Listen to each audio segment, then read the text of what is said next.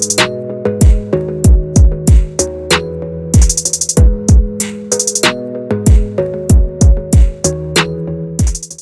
my name's Jeremy Perryman. I'm the host of the Real Estate Whiz podcast. I have Bill Ingram with Home Check Inspections.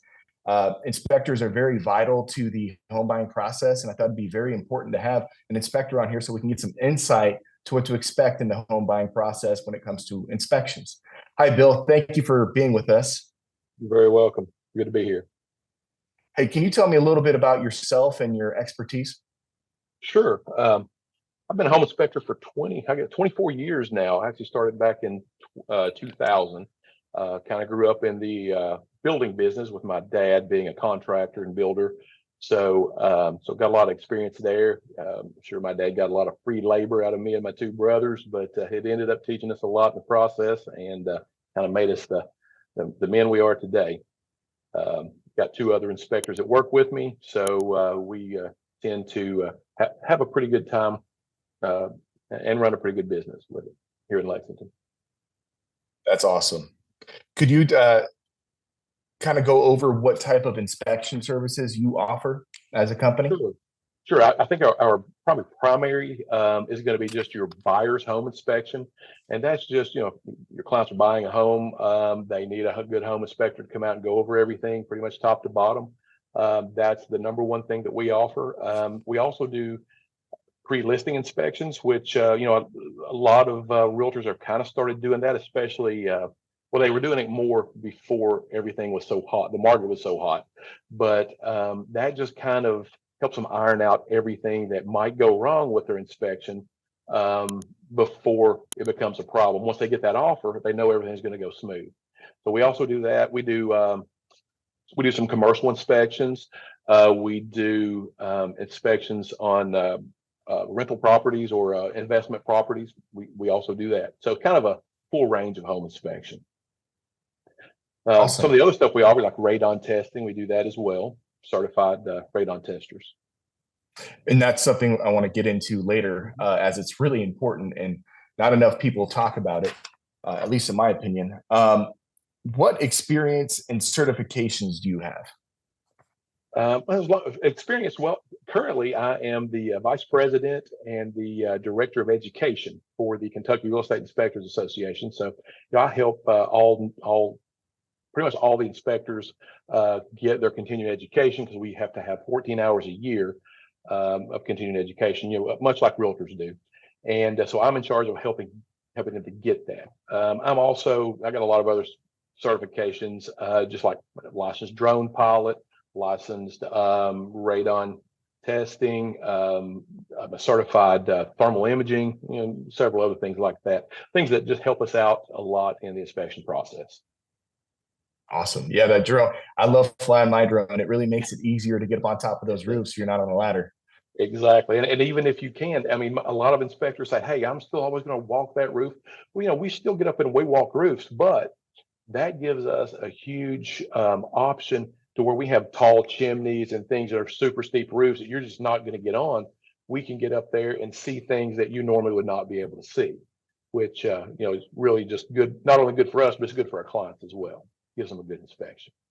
Yep, absolutely. Yeah, seeing those rooftop views from the drone and being able to point out shingles that have nail pops or just some, the wind. Just even sometimes you run into manufacturing issues where they're not identical shingles, so you can see the colored discoloration. So can you kind of walk me through the process of what happens? So for a lot of people don't know, Bill Ingram is also a real estate agent.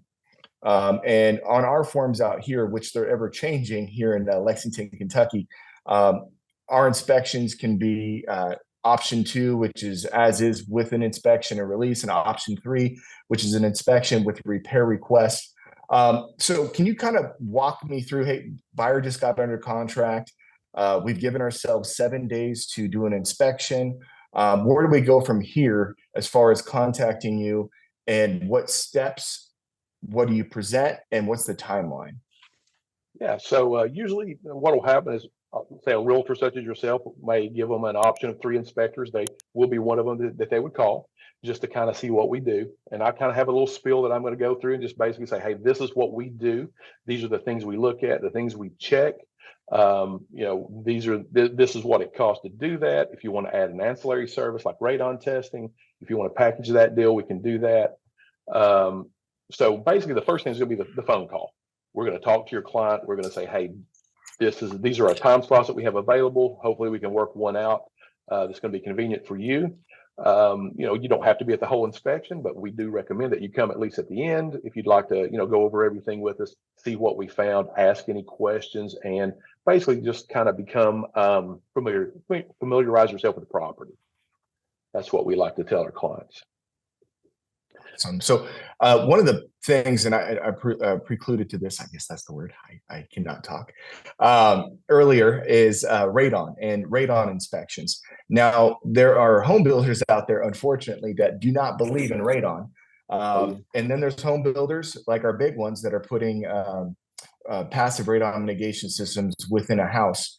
What is your viewpoint on radon, and kind of what levels should we look for, and what are the options that we can mitigate this radon? Well, so here in Kentucky, anyway, radon is a huge problem, especially in central Kentucky.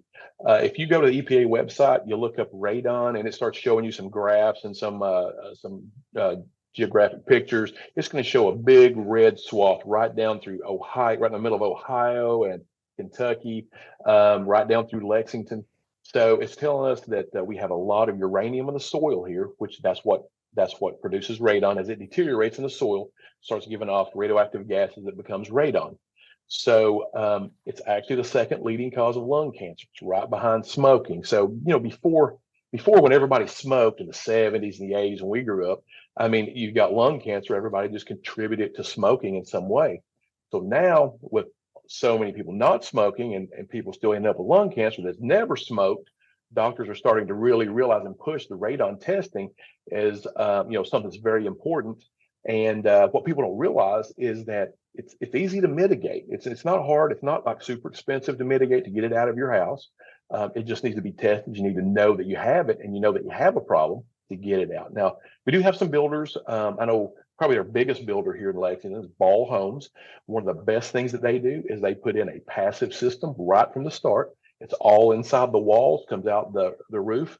So if you do have a radon problem in one of those homes, and I think they started doing that in about 08, 09. So if you have a Ball home built past then, in order to make it an active system, they'll just go into the attic, cut out a little section of the pipe, pop in the fan, plug it in, and you've got an active system for $500. So it's probably they really kind of got a good idea going there, and they've kind of stayed with it, and it helps them out in the long run as a builder. Yeah, it's a lot more cost effective. Also, if the radon levels, because if I understand right, the new homes, they don't have settlement cracks, right? Like, let's hope not, right? But over time, you get those settlement cracks, and the gas comes through the settlement cracks and then into the home. So while radon mitigation, a passive mitigation system may be good and working when you first move into the home, but when you go to sell it, if your buyers for your home, when you sell it, test for it and it comes high, as you said, you can cut into that pipe, add a fan, and then that's going to take care of it, as opposed to having to drill a hole in the concrete on a slab or, exactly. Yeah. And two, one of the things that people don't really realize is that, especially in a slab, it's not only that the cracks that's going to come through. So you've got plumbing penetrations that are coming through that slab that's got cracks around, little holes or cracks around them gaps. You've also, like in your bathrooms, where you have, and you're not going to see this because the tub is sitting over it, but underneath that, if you took up that tub, you're going to see a square hole in your slab that goes all the way through your slab. It goes down into the gravel. So all these places start letting, gases get into the house, such as radon. And, the only way to really get it out a lot of times is to add that mitigation system. But you first have to test for it to know that you have it. Yep. And I think, if I'm not mistaken, February was radon awareness month. I think they've kind of got that out. It's got a month. Yeah, Yay. exactly. And they kind of just push it, say, hey, get out there, have your home tested if it hasn't been.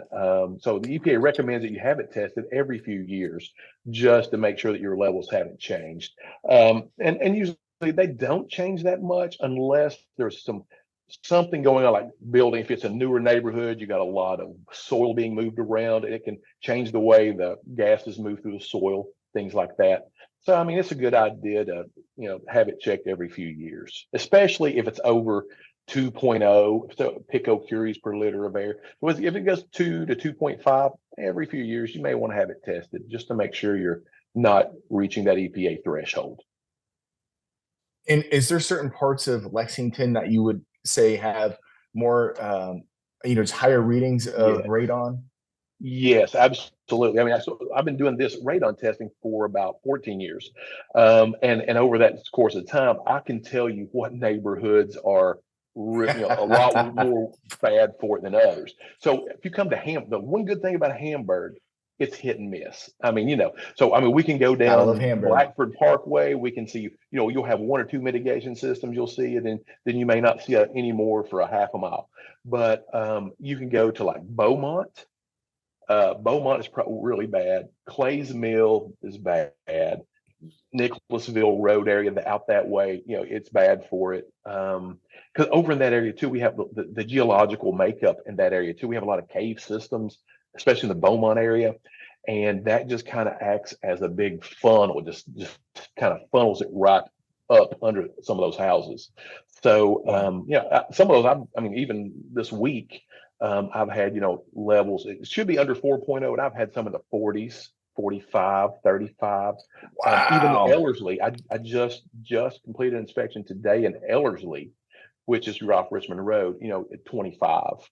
So, 5 times more than the EPA recommended levels. So, Wow. and it just depends. I mean, you can, even in Hamburg, it's hit and miss. So I'll find a 7 or 8 somewhere, and then I might go across the street and find a 0.9. So what it kind of depends on is the amount of uranium in the soil below that property. Pretty much, it's just for simple. Interesting. Yeah. Interesting. So I think I read somewhere that 4.0, how do you say it? PIC. Yeah, picocuries, the picocuries per liter of air. If you live in a house with that, they say the EPA says it's about 10 cigarettes a day. So just to give people in the audience an idea of how important radon is, Exactly, it's cancer causing. Now, let's jump into the inspection process, right? And it really matters. You get first-time home buyers; they tend to be a little more leery of things because everything's going to cost a lot of money, and but we need to sit back and be like, hey, this is not a new home. This is a used home. It's going to come with some flaws. What are the things that you see that are most common in a home inspection that people can prepare themselves for, that it's not necessarily an issue?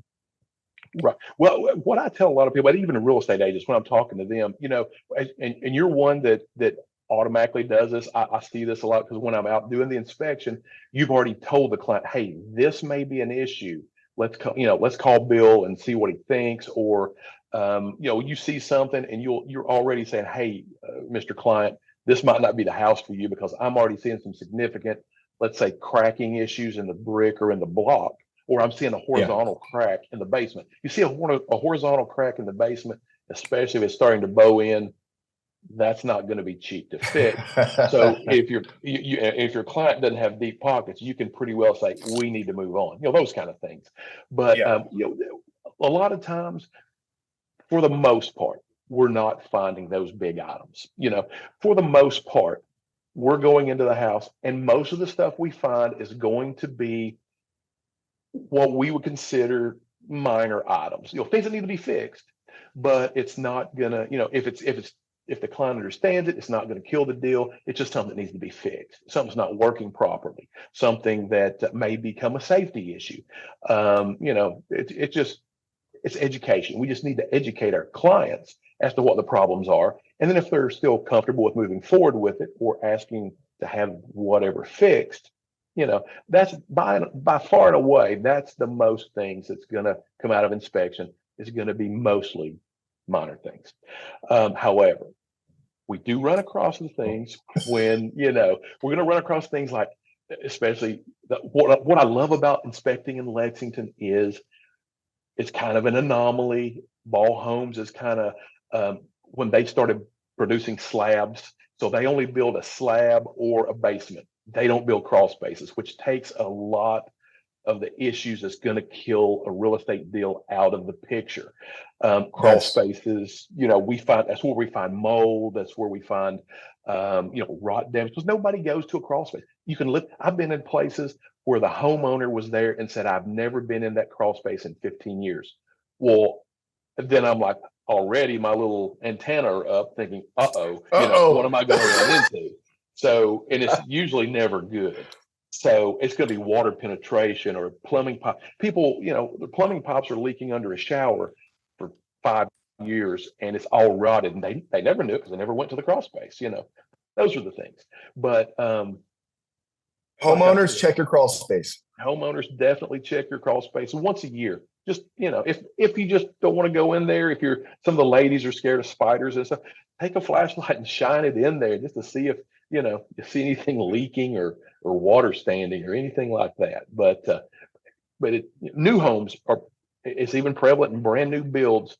Just Friday, I was in Richmond, house on a crawl space, new build, and water standing throughout the crawl space, wow, for whatever reason. I don't know if there's a spring under it or what, but I mean, when you see that, then hey, we got a problem, and it's not going to get better. It's going to get worse unless it's properly taken care of, and that's important. What a lot of people think, especially first-time home buyers, or even second or third-time home buyers, they go, "I'm building a house. It's under a warranty. I don't need to have it inspected." That is one of the biggest misconceptions about a new home is that I don't need to have it inspected because, as you know, we are builders. You've got a foreman, but that foreman can't watch every single thing that's happened from 15 subcontractors, and they'll. And it's not something they want to do malicious. It's just, hey, I'm up on the roof. I needed 3 more shingles. I got off the roof to go get them. And then I got doing something else and forgot to go put them on. It's going to be something like that most of the time. But if it causes a big leak in your house, well, that builder is going to say, sure, I'll come back and replace those 3 shingles, but he's not replacing your carpet and everything your drywall that got damaged, those things. And it's easy. If you have it inspected, they find those things, it will prevent a lot of headaches moving forward for you and the builder. So the builder knows it before then, he can fix it. He doesn't, everybody's happy. Yeah. Yeah. I've had some issues with new builds where plumbing was off and they had to come in there and fix it. I've had, it's always important to get a inspection, in my opinion, for new builds, especially with some of the smaller builders, because like I said earlier, not all builders believe in radon. And so a lot of the time you'll find some radon in that new build and you wouldn't think so. And you're going to be in a situation where if your agent did it correctly, you're going to be able to ask for that radon mitigation system, as opposed to figuring out when you sell the house that you need to put in a radon mitigation system. So it's kind of like an insurance to go back to the new build and radon. So any other thing that's common? Like, do you see a lot of double taps and what do you see? What strikes fear in buyers' eyes that you kind of think, maybe if they were more educated on it, it wouldn't be as big of an issue? Some of the things, I think it comes down to the inspector that you're using, how he conveys things to the clients, because some inspectors can make a really big deal out of a double tap. It could burn your house down and kill everybody in it. And, I've actually heard realtors tell me, that their inspector says things like that, which, freaks their client out. And then it'll be a minor issue, just like a double tap. I mean, it's not a big issue. Yes, it needs to be fixed. It's they just replace that breaker with a double pole breaker, and bam, it's fixed. We run into those things. What we run into the most often is the homeowner that thinks he knows how to make a proper repair. It is not qualified. So he's going to run his, I can run my own electric. I can read, I've got a Black and Decker book that shows me how to run some electric, and I'm going to do this. Well, 10 codes could have changed between when that book was printed and now, number one. But number two, you may have the power. I mean, it may work, but it may end up being a safety hazard the way they wired it in, spliced it in, all kinds of things like that. So probably one of the biggest things, and when you really want to have your antennas up, is number one, if it's a flip house, or if you can tell that the homeowner has done a lot of do-it-yourself projects, that's when, hey, it's going to really behoove you to have a professional inspection. And there's a lot of good inspectors out there. There's a lot of good inspectors out there. It's not just us. I like to think that I've been around long enough that I consider myself one of the best companies around, because we really take the time to go through that house really good, and give your clients not only the big thing. So I like to tell them, hey, we're here hunting elephants, not mice. But if we see a few mice, we're going to try to put those in the report for you too, those smaller things. But the big things we're going to try to focus on. All right, now go for it. I was just going to say too, I mean, a lot of real estate agents, one thing that I think might help too is in your contract. If your buyer knows this going up front, it kind of helps a home inspector. It helps smooth things out too. Is that correct me if I'm wrong? In the contract, it says we're here looking for material defects. Your inspection is for material defects. It's for safety items. We're not here for cosmetics and things like that. So even though a home inspector, like us, we may put some smaller things in there, I think the buyer needs to really be educated. Say, hey, these are things, and I try to do that in my review, and say, these are things you can't ask for. These are maintenance items that I'm going to go over with you, and these are what I like to call your honey-do list stuff. These are things that you can take care of in the future, that maybe is not going to be detrimental to the house immediately, but at some point you need to caulk the windows because you're going to end up getting water behind the brick and yada yada yada. So you got some cracks in your driveway, you might want to seal it, those kind of things. You don't make a big deal out of it. Those are things they can't ask for. So it helps us to tell them, hey, these are things you cannot ask for. They're just things that your home inspector is telling you just for your own knowledge. So, and two, what is a material defect? Okay. Material defect would be what I would consider a material defect is something that's going to be detrimental to the house, either short-term or long-term. Something that's not functioning properly, your burner on your stove, or something is or your furnace, it's short cycling, let's say, or whatever. Those are the things that, hey, we need to focus on these items, because we've all had those clients that they're focused on this little crack over the door, a little drywall crack. And I'm trying to tell them, hey, your furnace is not working, but they're not hearing that. They're looking at that little crack, so it's all in how we convey it and get them to see what is important and what is not really. And I'm sure not leading, but going with what you just said, as far as the furnaces, one of the common things I see, that if there is an issue, it's an issue that should be resolved within the negotiations, is furnaces, or at least heat pumps, and outdoor units that have R22. Mm-hmm. Can you kind of go into depth about why that would be not a good situation to find out, especially if it's not heating or if it has a leak? Right. Well, now R22 is no longer manufactured, okay, because it had some of the harmful stuff in it for the environment. Like that's what caused holes in your ozone and things like that. So they're moving away from all that. So they no longer produce R22. However, there's a ton of systems out there that still have R22 in it. So if something was, I see stuff all the time made in the 90s, early 2000s that still have R22, or even to the mid 2000s, you still had R22. So right now, since they quit producing it, the only way, like if you get low of Freon, okay, let's say, how they're getting a hold of that Freon now is that if you have a system that has R22 and you're upgrading that system to a new system with R410, they're going to recover that R22. They're going to send it off to a factory. They're going to refurbish it, repackage it, and resell it at about 10 to 20 times what it would have originally been. So, Wow. I mean, I didn't even know they did that.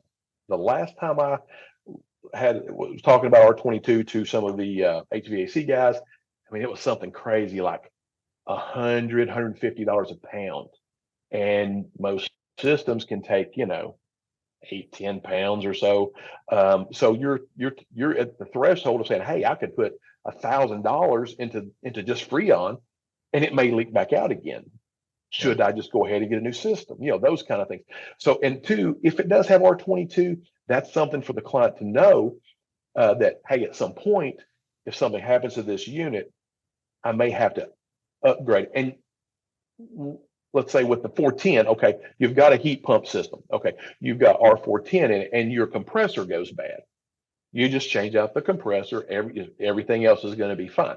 Well, if you have R22 and your compressor goes bad, you're going to have to change the inside unit out as well, because R410 operates under about 3 times the pressures that R22 operates under. So it Wow. starts blowing out all the connections and everything in the R22 furnace portion or the air handler portion. So they recommend or say, hey, we got to change both systems. So that takes it from maybe a $2,000 repair from the say your compressor to a $7,000 repair, because you got to have a whole new system. Wow. That's incredible. Jeez. Yeah, I mean, those are things that that we That's like definitely to look something to catch.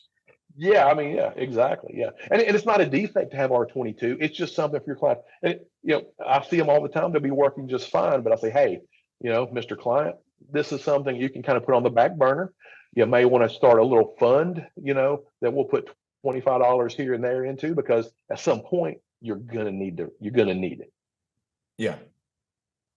Yeah, I agree. And sometimes your home warranties, like there was a period there where people were going in as is without an inspection, and home warranties were helping. And I've heard some things about people being able to get their furnace or their outdoor AC replaced at half the cost because of that. But definitely, it's an important thing in determining if you're moving forward, especially if the seller is not able to work with you on that. So I'm 2 more questions. So when we do the home inspection, you're going to give us about a heads up, right? 30 minutes before the home inspection is over. And then what's the process from there? We're going to show up. Are we going to go through the house? Are we going to, look at a tablet? Can you kind of walk us through that? Yeah, usually what I like to do is kind of give them a little spiel, tell them what we're going to look at, what they can. That's like what we're telling you before. These are going to be some maintenance items. These are going to be some important items, and I'm going to let you know as we come across these. So I like to have an iPad to go over the pictures of all the things that we found that we're going to be deficient. And as we do that, I'll tell the client, hey, this is something that's important. This is something that's a honey-do list item. So once we finish that, then we have some time for questions, Q&A, a little question and answer session. We can walk around and look at anything they have a question about, so they can see it in person, up close and personal, and say, hey, how does this operate? What do we need to do? What needs to happen? And sometimes as a home inspector, we don't know what needs to happen. Sometimes we're going to find something and we're going to say, you really need to get a structural engineer, let's say, to come out and look at this big horizontal crack and tell you what the proper repair is. We know it's bad, but as far as telling you how much it's going to be or what the process is to make it right again, that's going to be someone that's going to be a little above us. So as a home inspector, we're kind of like with a doctor. You got a general practitioner who knows a little bit about everything. That's what a home inspector is. We are your home's general practitioner. We know a little bit about all the systems. So when we find something that we know is wrong and we know it needs to be looked at further, we're gonna refer you on to that structural engineer or that roofing professional that's going to come out and tell you what the fix is and more importantly, what it's going to cost, of course. Yep. And then And that way you make your decision if you want to move so what forward. type of, go for it. Sorry. No, I'll just say at that point, then you and the client can get together and say, hey, do we want to ask for these things to be repaired, or is it just freaking you out? We need to just say, hey, we need to ask for a release. What do we need to do at this point? So that in those situations, that's when you need that professional opinion from the specialist. So one of the things, and this will be our last question before you give me a story of what is the craziest thing that you've encountered in an inspection. So think about that at the back of your mind while you're answering this other question. A very common thing that comes up, at least in my experience, is cracks. So there's settlement cracks, and there's cracks on the exterior. When should you be concerned? Usually when I look at something and I'm going to get concerned is if let's go with basement foundation walls, long horizontal cracks. Those are concerning, because what that is, that's telling you that you have some hydrostatic pressure, which comes from the outside, the ground outside. As it gets saturated, it expands and it pushes against that foundation wall, and that's causing it to bow, and it's eventually working toward collapsing.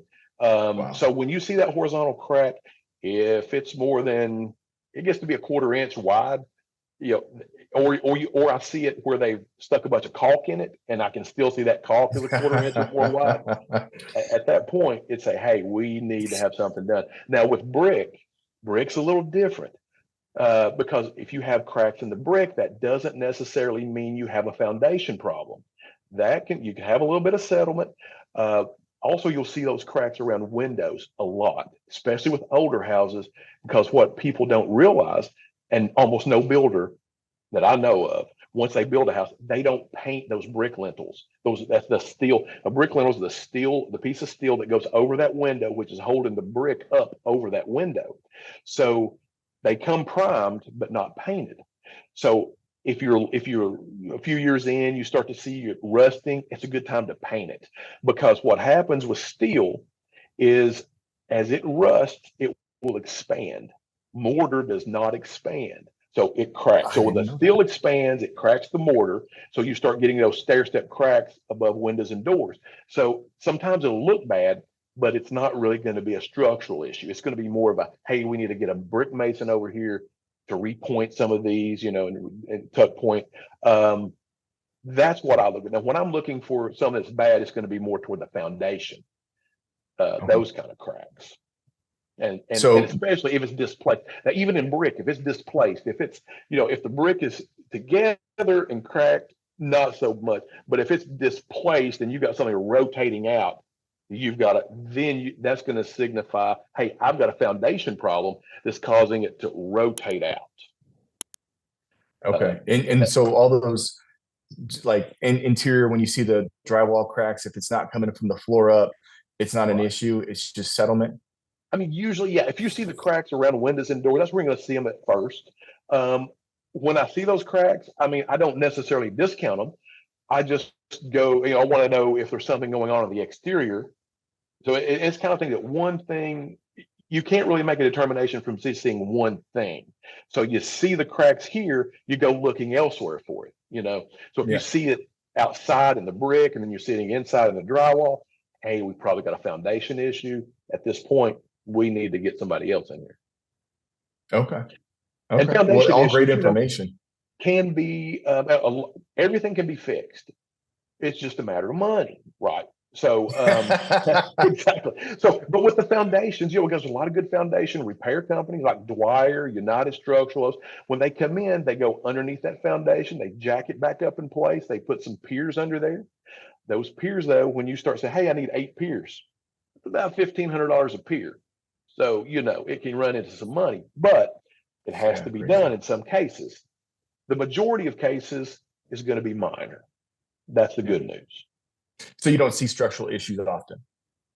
No, we don't see them that often. I mean, we see them enough, but we don't, it's not something that we see a lot of where we really call in a structural engineer. So if you've got an inspector that's calling a structural engineer in on every crack, he's going to be either new to the profession, or or he just got sued for some reason. You know, he's Call gonna be people overly out. sensitive. You know what I mean? You newbies, you stay away.